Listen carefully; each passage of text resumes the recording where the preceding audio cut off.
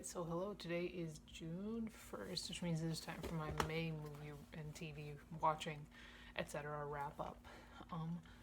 Actually got quite a bit of stuff in here today. A lot of horror, mostly horror. So first up, I watched the Autopsy of Jane Doe, which came out in 2016. This is a horror movie that follows this young man and his father, and they are pretty much the coroners, and a mysterious body shows up in their mortuary, and they end up, as they try to kind of figure out what's going on with the body, because they just like found it, the police did, so they're like, well, figure out what killed her. And as they're trying to figure out what's going on with the body, a lot of mysterious weird things happen, and it was definitely very, very intense, very good. Definitely a good one. Definitely eerie. Everything that you kind of expected to happen did happen, and that was very satisfying for me personally. It might be different. I mean, if you haven't watched as many horror movies as I have, you might not expect all the same tropes in. But it did follow the tropes in a way that was very satisfying. Like I said, it was definitely creepy. Definitely there was a mystery aspect to it.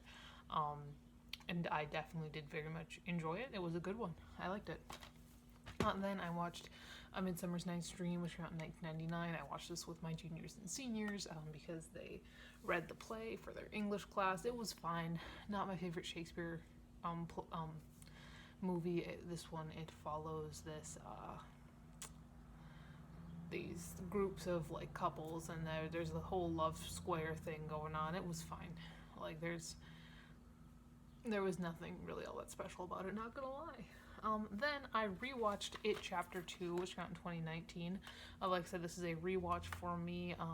It made me bawl my eyes out. I think even more than it did the first time. I cried so fucking hard at the end of this movie. And that's the thing with it and with all the versions of it, is that this story does not scare me anymore. It just makes me cry. And this would definitely made me cry. If you are unaware, it is the Stephen King clown movie / book. And Chapter 2 pretty much picks up where Chapter 1 left off with all the adult stuff. It has a bunch of the kid flashbacks too, but it does have all the adult stuff going on, and I do think that they really did utilize the kid flashbacks really well. I really liked it. Like I said, this is a rewatch though. I went and I saw this one in theaters. Loved it so much. Then Steven and I went to go see Spiral, which came out this year. We went to go see that in theaters. This is the latest Saw movie. It is kind of a new spin-off. I mean, I think that there's going to be sequels. Steven doesn't think so, but I think that it's a Saw movie, so there's going to be more sequels once they figure out how well this one did. But this one, it follows Chris Rock, who was actually also the producer. He really is kind of the one who got this going off the ground. And he is a detective who is not very well liked or respected within his kind of precinct. But then cops start showing up murdered in a la Jigsaw style, and it was a fun one. I really enjoyed it. I have not seen all the Saw movies in order. I have seen like 2, 4, and 5. 2 more than once. 2 was the first one I ever saw, and they're all kind of mixed up and stuff like that.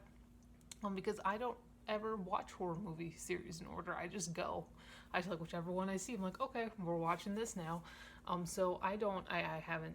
I know I didn't get all of the references. I did get some of the references. But yeah, it was a good one. I really enjoyed it. I do like the Saw movies. I think they're a fun set of films.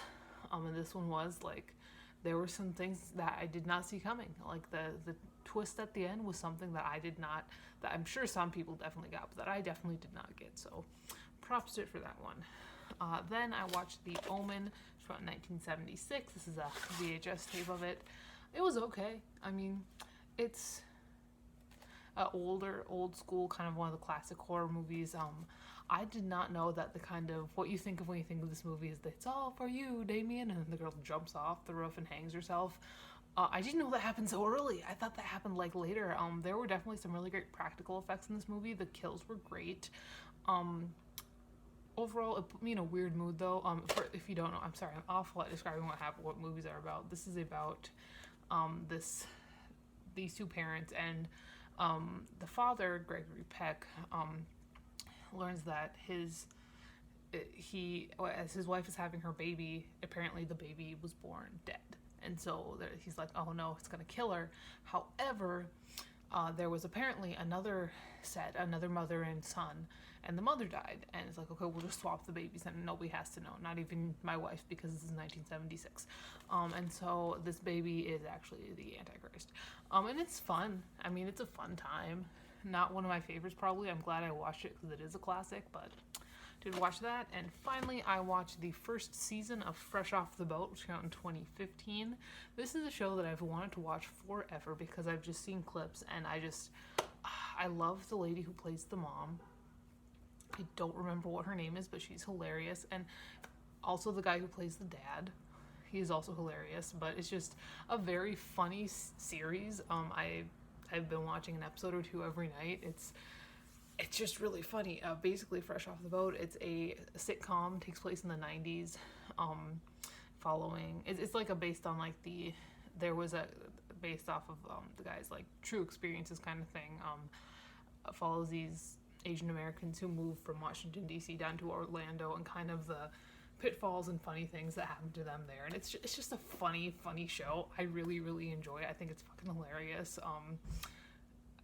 Yeah, I don't think a show has really made me laugh quite so hard ever. I think it's really funny. I love it a lot. I'm gonna probably keep on watching it this summer, probably an episode or two every night. So do not be surprised if you see another season on my June movie wrap up. But these are the movies I watched in June. That is all for today. I will talk to you later, and goodbye. Not June, May. Movies I watched in May. That's it.